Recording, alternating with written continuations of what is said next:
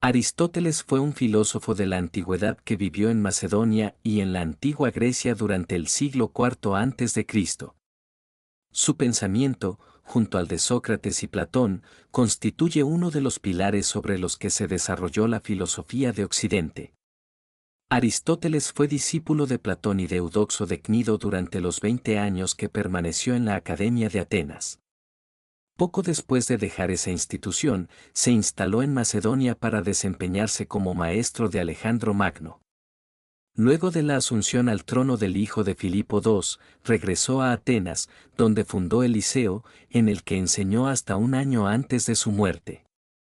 Por el rigor de su metodología y por la amplitud de los campos de conocimientos que estudió y sistematizó, Aristóteles es considerado el primer investigador científico de Occidente.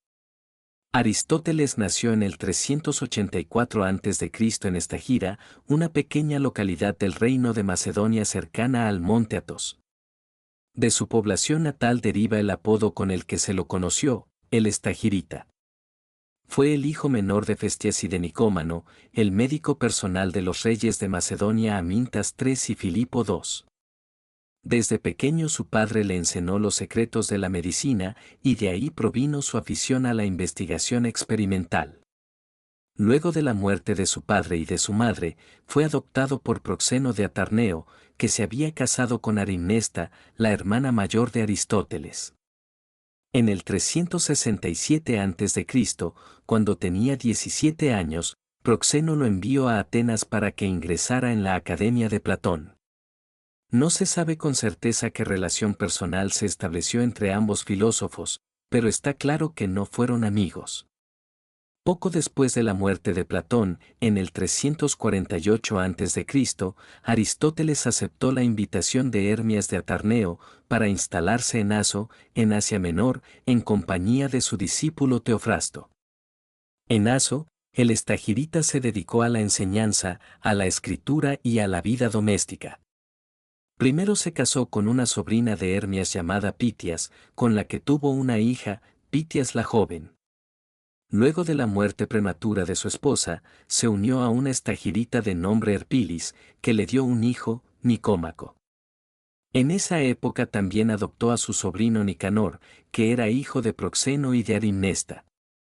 Tras el asesinato de Hermias, en el 345 a.C., Aristóteles se instaló en Mitilene, en la isla de Lesbos, donde se dedicó al estudio de distintas especies vegetales y animales. En el 343 a.C. el rey Filipo II de Macedonia lo contrató como maestro de su hijo Alejandro Magno, quien en aquel entonces tenía 13 años, y de un grupo de jóvenes nobles de su misma edad. La idea de Filipo era que Aristóteles formara a la futura clase dirigente de Macedonia.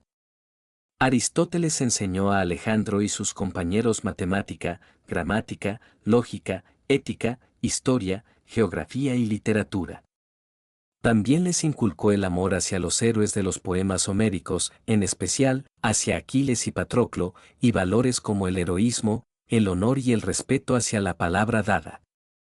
Poco después del asesinato de Filipo y de su ascenso al trono, en el 336 a.C., Alejandro hizo ejecutar a un sobrino de Aristóteles, Calístenes de Olinto, a quien acusó de traición.